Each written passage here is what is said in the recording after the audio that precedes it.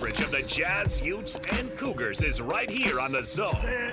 This is JJ and Alex, presented by G2G Bars on 97.5, the KSL Sports Zone. Welcome back, everybody. JJ and Alex, 97.5, the KSL Sports Zone. Happy Wednesday to you. Did we give those tickets away? Okay, we have some people joining me at Monster Jam. Monster Jam. The World Final. Salt Lake City, Rice-Eccles Stadium. Come on. There's no way that I'm not going to get awesome dad points, by the way, for your father of the year. For the Monster Truck Rally. Well done, sir. Okay? Get those monster trucks. They're way better nowadays. It's just like every other sport. It's like, man, everybody can do a double flip now in their Well, in their analytics big old truck. have changed monster truck rallies forever. Advanced analytics for Monster Jam. I love it.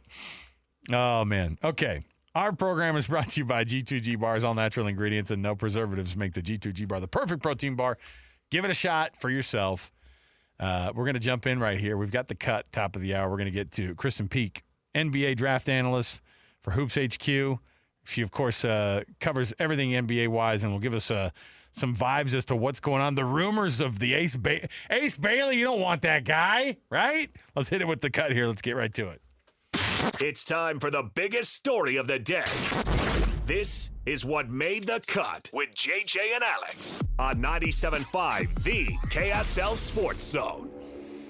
And, of course, Trajan Wealth brings you this portion of the program. TRAJANwealth.com for all your trusted local needs in retirement. Trajan Wealth. Krysten Peek joins us on the program. Krysten, thanks for being with us.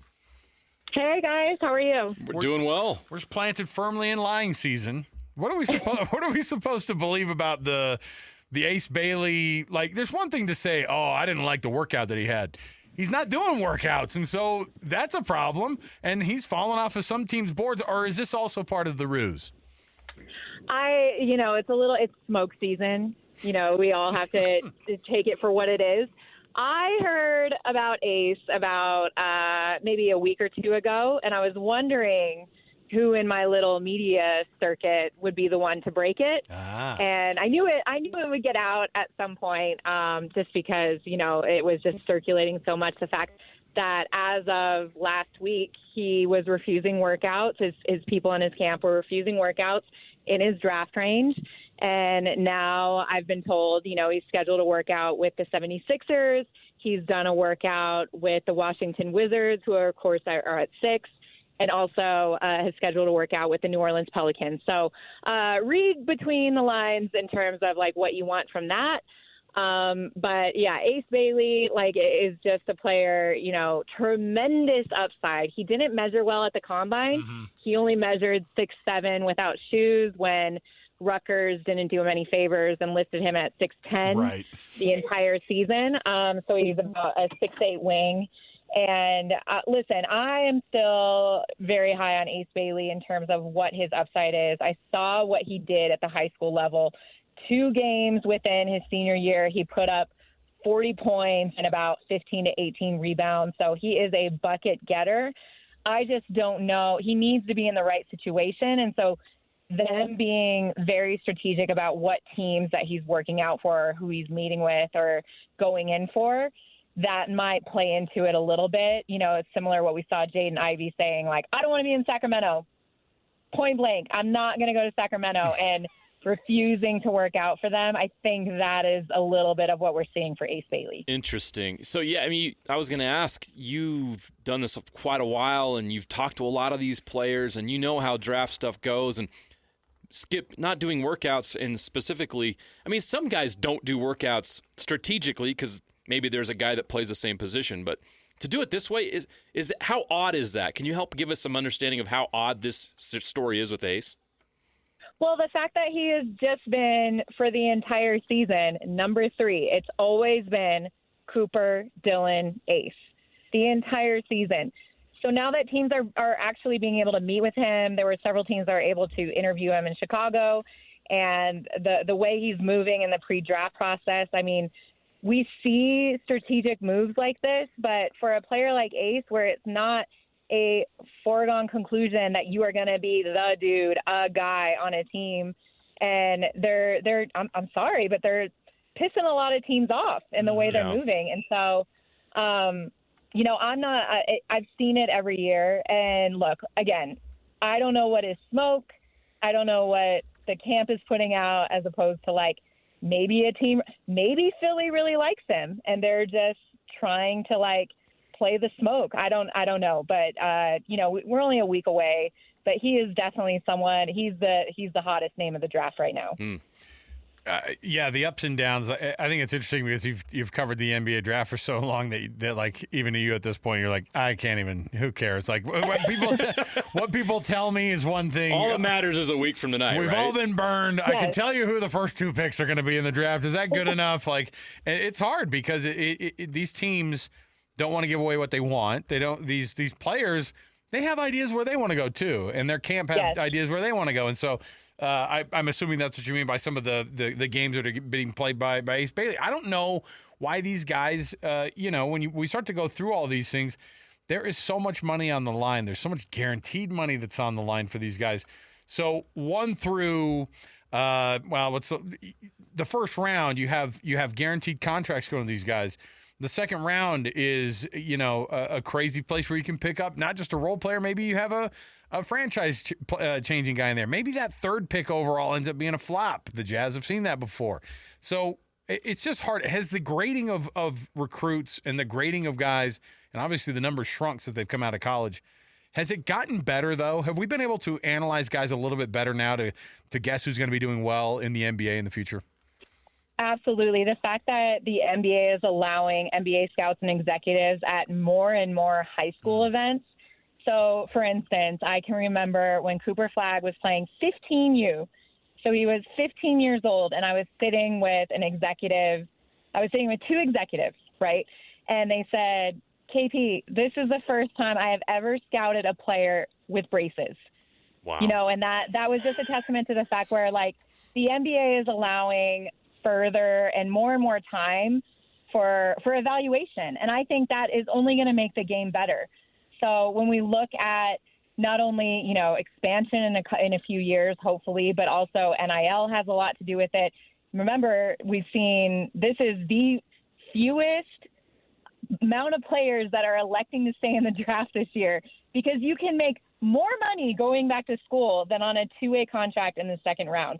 And so we're going to see, drafts kind of thinning out and older, more experienced players electing to stay in the draft. So when you look at a player like Micah Peavy, who is a 5th-year senior, there's a lot of value to him, but he's also an older player. I think he's going to be a steal. He's a plug-and-play guy right away, and he might not have been able to get the opportunity if, Boogie Flan stayed in the draft, if a couple other the players that are electing to go back because they are getting a bag in college because of NIL. People here are very interested in what the Jazz are going to do, obviously, here in Utah. And number 5 pick, if they don't move anywhere, that's where they're going to be selecting. So I wanted to ask you, in the work you've done, have you identified the realistic probabilities of the guys that are going to go in that range that could be the Jazz could be looking at 5? How many are there, and who are those guys? There's about 4 or 5 players. If you go off best player available for the Jazz.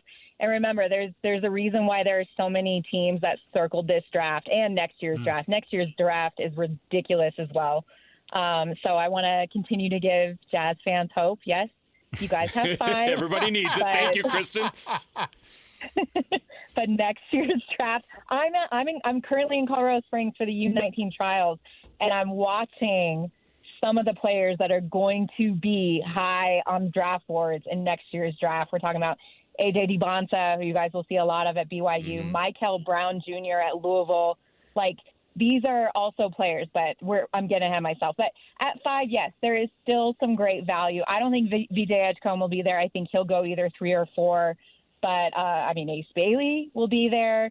I'm not sure about his fit with the Jazz, but I like Jeremiah Fears, the point guard. He's remember, he reclassified, again, similar to Cooper, so he's one of the younger players in the draft. Just a point god, like the way he can manipulate the pick and roll. So if the Jazz are willing to be patient for another year and kind of, just kind of grow a point guard into the system to play alongside Keontae George, Isaiah Collier, I feel like he can play on and off the ball. He's a great fit. Trey Johnson, I just wrote about this today. He is the best scorer, pure scorer in this draft. Trey and Keontae have played together, kind of that Texas connection in the past in high school. So he'll be there. Con Knipple is another name. He is, from what I've been hearing, killing workouts, very similar to the trajectory that we saw Reed Shepherd take last year. So Con will be another name. And if you want some size, Derek Queen, Kaman Malawach, rim protector, just really very, very solid bigs. There's a lot of options there at 5. And, when the draft lottery fell, I thought the draft was actually going to start at 5. So it'll be very, very interesting to see what the Jazz do. The Jazz worked out Kaman Malawach. Actually, that was another one of those names that popped up today that we were talking about. But it's just always hard to understand what teams want versus, obviously there's a lot of pressure. The front office just made the hire with Austin Ainge, obviously coming in, and that's a big deal. I mean, they really feel like that putting everybody together like this, and not only that, letting go a couple of high-level scouts too. Like they made some big shifts. How long does it take a team nowadays to get to the spot where they can be in the conversation to make the playoffs again? Because we're watching 2 teams in the NBA Finals right now who've gone down similar but very different paths at the same time. Like it's hard to build an NBA team, and it's not a straight line. Okay, well, don't tell Sam Presti that, because the amount of stories I wrote when they were going through their rebuild process, it took them 3 draft cycles. That's it, to become a playoff contention. Now they're 1 game away from winning the NBA title. If you draft the right players, 3 draft cycles can get you to the Western Conference Finals, to the NBA Finals. Now, remember, it's taken the Detroit Pistons a little bit longer. They started the rebuild process the exact same year as Oklahoma City did. Oklahoma City shot up in the Western Conference. They obviously made the playoffs, consecutively 2 years in a row. And Detroit is now starting to figure it out with the pieces that they've had. But I would say, anywhere from 3 to 4 draft cycles. And what are the Jazz in right now? This is their 2nd or 3rd draft cycle. So this draft matters a lot. I think next year, if you don't hit on this year or next year, there's a drop-off. And we've seen it now in the high school talent coming up. So these next 2 seasons, these next 2 draft cycles are the ones you need to hit on in order to be successful in the rebuild process. A lot of the mocks I've seen have Trey Johnson going to the Jazz, so I wanted to dig into him a little bit more. What can you tell us about his strengths and weaknesses? What is his ceiling as an NBA player? He is a bucket getter, and this is a player, he played 1 year at Texas, and the first 2 games of the season, he was putting up numbers reminiscent of Kevin Durant and what he did in his 1 year at Texas, so people were drawing that comparison. He cooled off a little bit, but when you're looking at a pure scorer, you need a basket, you need a bucket at the end of the shot clock, you need something. You need someone to make a play at the end of the game. He is your guy. He's reliable. And it might be a little bit of, similarity with Keontae, because Keontae was very similar in the high school realm as Trey. Trey has a little bit more size to him. But I think what we're learning in the NBA, when you look at Oklahoma City Thunder and what they've built, they have 2 cornerstone centerpieces, and Shai Gilgeous-Alexander and Chet Holmgren. And then what do you do? What did Sam Presti do? Like, what did that whole entire organization do? They just went out and they got 6-7 dudes that are efficient on offense and are killer defenders. So when you look at not only the Jazz and Trey Johnson and picking him up, but also the Spurs possibly taking Dylan Harper at number 2, and he would be the 3rd option in the point guard situation.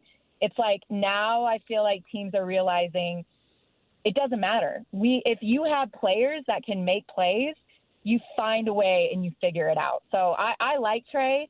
I like Trey in Salt Lake City and, for the Jazz. And he is a pure scorer, and he's just going to continue to get better. I know you talk to a lot of people Are you hearing a lot of buzz about there being a lot of movement on draft day? Is that a possibility? Or are you hearing a lot of that? Listen, I hear about trades every single year. Every single year. Oh, my gosh, this is going to be the year. No, this everybody wants to make a move. And then so you're skeptical. And then it just ends up being chalk every single year. It's like, oh, no, this is the year. Things are going to be taken up. I do think, too, is at play. I do think the Spurs are shopping around the second pick because they know teams that are really, really high on Dylan Harper. But I also know if I know the Spurs the way I think I know the Spurs, it's going to take a lot for them to pass on a guy that is projected to be a mix of Shai Gilgeous-Alexander and Cade Cunningham and Dylan Harper. Wow.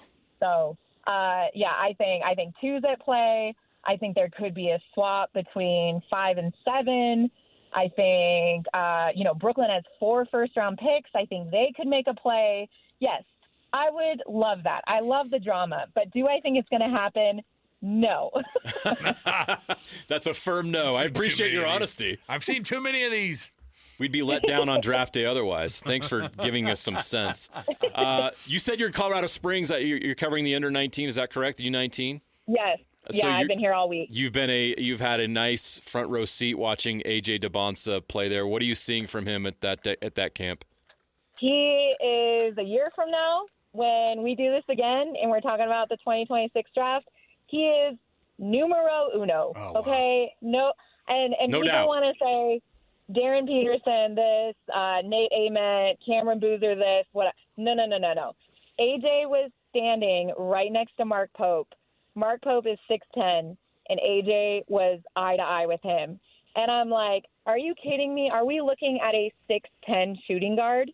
This is insane. And I saw him get very, very bored and just, not really enjoy his final season in high school. He was bored. But now that he's playing against college players at this U19 trials where there's things on the line, I mean, in the last 2 minutes of a scrimmage, a simple scrimmage for practice, the last 2 minutes, he had 11 points, and he won the game for his team. Wow. So when I'm talking to BYU fans and you're wondering how exciting is it going to be to have AJ in Provo playing at BYU, it's going to be a movie every single night in terms of what he brings to the team and what he can do on the court. It's unbelievable. Well, that's exciting for the BYU fans. And then there's the part where... As if there's not enough hype already. And then there's the part where he goes another place in the NBA and not to the Utah Jazz. And look, we just know how this thing plays out. You talk about you being experienced on how draft and lotteries play out. We know how it works for Jazz fans and for the Jazz. And so it was a tough one to watch, obviously, this year. But Krysten Peek, she does a phenomenal job, one of the best at covering the NBA draft. Hoops HQ is where you can find her. Krysten, awesome job as usual. Thanks for the insights. And we appreciate getting the eyewitness account there of AJ DeBonsa as well. Thanks, guys. Thanks for having me. Have a good one. There you go. All right. Krysten Peek. Yeah, great info. Phenomenal stuff. You just got smarter. Yep. Listen to that. So it's good stuff.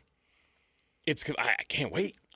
It's 1 week from tonight. We will know how this is all going to play out. And she tried to temper the expectations, and then she's probably right. But, man, it's fun to think of what could happen on draft night. Yeah, I've heard it every year. There's never any trades, but number 2's a play. Whoa! Settle down. You just bought into it. She mentioned 5. I was out. A swap of 5 and 7, maybe. I was out. Now I'm back in. All right. By the way, guess whose birthday it is today? Our own Nate Dowdle. Our fearless leader. No. So happy birthday to Nate. And I hope you get to go home and do more work at home. Which is probably what he'll do. It's like, I hope when you leave the building after doing some work, that you go home and do some work. Blows out a candle over a spreadsheet. That's usually what he does. So happy birthday, Nate Dowdle, our fearless leader. We're going to take a break here. We'll come back. We've got more to go around the corner. Do you have anything else? Any other business we got to take care of? Oh, yeah. We'll take a break. We'll come back. 97.5 EKSL Sports Zone. Now, JJ and Alex bring you the NFL Blitz on 97.5, the KSL Sports Zone. Welcome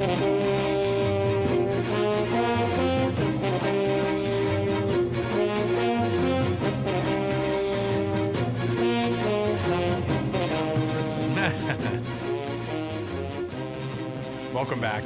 JJ and Alex, 97.5 VKSL Sports Zone. We may or may not have been watching Monster Jam highlights on YouTube during the break. Feel like a kid again. We're such like 10-year-olds. It's good, man. It's bonkers. All right, hey, listen. Thanks for being a part of the program. We want to make you a part of the program even more so. If you've got a product or a business that you're passionate about, maybe it's your business, maybe it's your brother's business. Say, hey, man, you guys want to get endorsed on the airwaves by JJ and Alex? Let's get it done. Text JJ to 57500. That's JJ to 57500. Sales staff will get a hold of you. They'll tell you how to do it, and we'll tell you how to get that product or business off the ground. And we'll make you a part of the daily show right here on 97.5 VKSL Sports Zone. Just text JJ to 57500. Just ask him how to do it. There you go. Let me see here. The NFL has put together an all-quarter century team. It's crazy that we've already been through a quarter of a century in the 21st century. The all-quarter century team, here's what it looks like.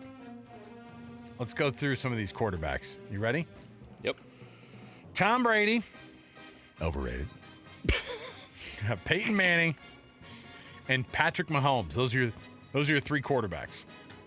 Can't argue it. So the way they did it was they put together basically a 53-man roster. Yep. Which I think is a great way to do it. Running backs. Tell Patrick me what you Mahomes is your third-string quarterback. That's a pretty good team. Well, he's like, no, I'm just. It was done in alphabetical order, right? Brady, Manning, and Mahomes. Oh no, I guess Manning would have been bad. Yeah, you're right. Third-string quarterback. Patrick Mahomes. Now here are your running backs, and this is how you know that we didn't know what to do with running backs in the last quarter century, right? Yeah. Priest Holmes is number one. I would not have thought. Really? Christian McCaffrey 2, Derrick Henry 3. Practice squad, LaDainian Tomlinson. I would not say practice squad. That's a diss. Come on. No. What? How do you pass on Adrian Peterson and LaDainian Tomlinson for Priest Holmes? I don't know, but this is a subjective list. Christian McCaffrey on there's kind of a surprise. Derrick Henry, I get. Okay, so they picked one fullback because they had to, I guess, because we still do that. There's only one. Kyle Juszczyk. There you go. There's only one. The juice. Kyle Juszczyk. Juszczyk gets in, and I do think that maybe the fullback is coming back. We don't know. Why not? Oh my goodness, where'd my computer screen just go? Receivers. Give me the receivers. Randy Moss. Got it. No brainer. Calvin Perfect. Johnson. No brainer. Sure. Julio Jones. A long, illustrious career. Terrell Owens. Yes. T.O. made the list. How many they pick? A lot.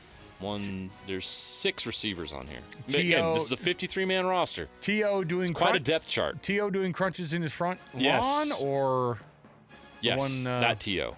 the one putting it on the star in the middle Either of one. All right. Legend. Yeah. In his own mind. Absolutely.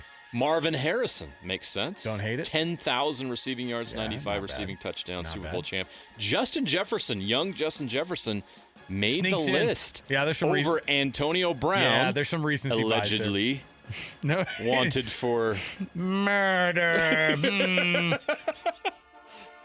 Could it be murder? that might have hurt his chances. No, it wasn't murder. He probably got released from this 53-man roster. Attempted Andre murder. Johnson was on the practice squad. Okay. You pretty good if you got Andre Johnson on your practice squad. Tight ends. This is great. Any problems with these? We've had this debate about the best tight end all Gronk. time.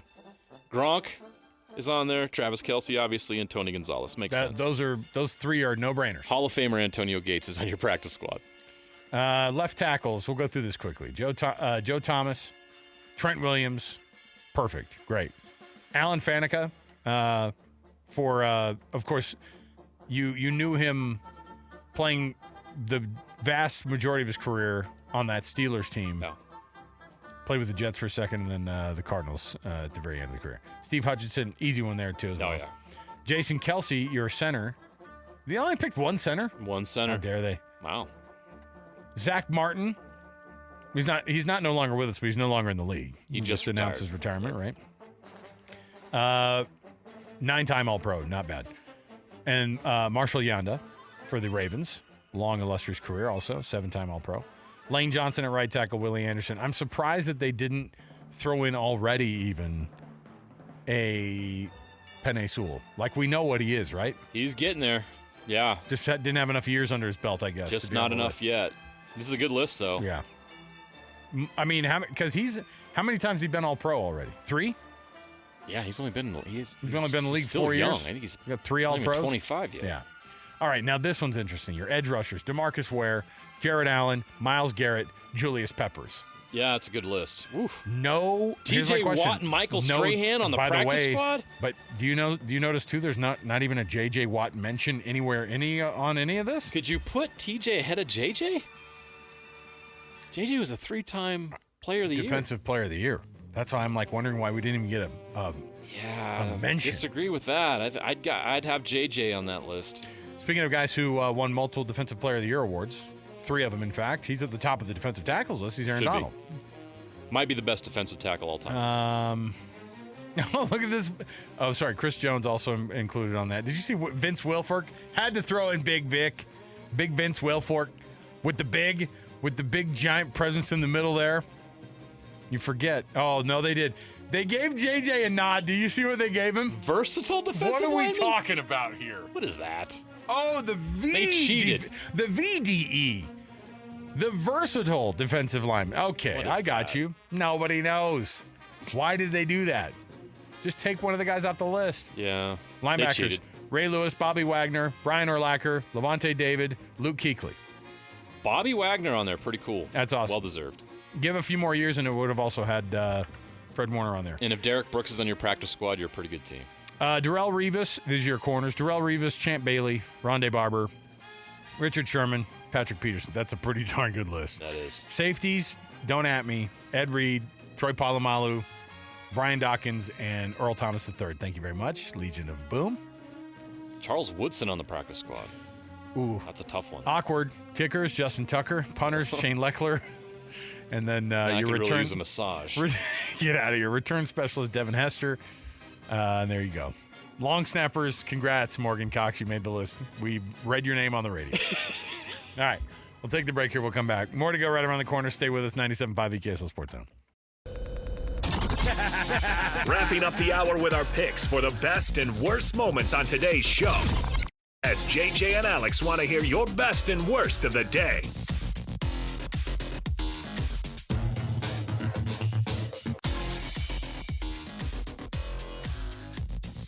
All right, everybody, welcome back. Best and worst on the program. Thanks for being with us today, by the way, everybody. Brought to you by the good folks at the Doug Smith family of dealerships. Chevy, Dodge, Jeep, Ram, Subaru, Kia, and now Mitsubishi and American Fork. Get with the folks at Doug Smith and get yourself a vehicle, used, new, whatever it is. Nobody knows cars like Doug. I got with him. Yeah, you did. Yeah, we love those guys. Loving the Outlander PHEV. Go get one. All right, the best of the day is, we didn't get to mention it yesterday, even though it happened yesterday. We had Brian Taylor on with us last week from Real Golf Radio talking about Brian Rolap, who was working in the NFL's front office as basically kind of the third in command. Mm-hmm. And he was like, yeah, they're bringing him on, and he's going to be and remember, it was some weird title. It was like the chief. He's going to be the chief tour officer. And then now we're looking at it, and after 2 decades of being in the NFL, he's been now named the CEO of the PGA Tour. With the retirement of Commissioner Jay Monahan, Brian Rolap has taken over. BYU grad, and somebody who, frankly, might be running the NFL one day. I don't know. You knew exactly what was happening. But what I was saying about Brian Taylor was, BT goes, yeah, and I think a lot of people think that he might be the guy who's going to take over for Jay Monahan. Took less than a week. Yeah. How about that? Yeah. Slowly, they're saying. Slowly. So, good for him. Good for him. Listen, Jay Monahan has been That guy's been through it, man. Oh, yeah. He's going to be known as the He guy is ready to retire and well-deserved. He was the guy who was. He's going to be known as somebody who advanced the game, but then people are not going to be able to get over the Live PGA split and all that stuff that happened on his watch. The charity 501(c) going. That whole Happy Gilmore thing. The way he handled that. Yeah, telling you. Was he on that? Was he in the movie? No. Oh, I was going to say. Well, regardless, Happy Gilmore's back. It flew right over Alex's head. Do they have a trailer out yet for number 2? Yes, it is. Is Bob Barker in it? I'm worried the movie's going to be a number 2, if you know what I mean. Bob Barker's not in the movie. Not CGI'd in there. Hey, they did it for Carrie Fisher in Star Wars. They could do it for Bob Barker and Happy Gilmore too. For a lot of years, I thought he was no longer with us, and they're like, no, he's 99. I'm like, oh, sorry, Bob. So now I just don't even. I assume he's 114. He has officially passed. Oh, okay. Nobody told him because he's in Happy Gilmore, number 2. All right. And then we'll leave it at that. The worst is Tyrese Halliburton might not be playing in Game 6. All right. There you go. Just running over that one quickly. We'll come back again around the corner here. Stay with us, 97.5 KSL Sports Zone.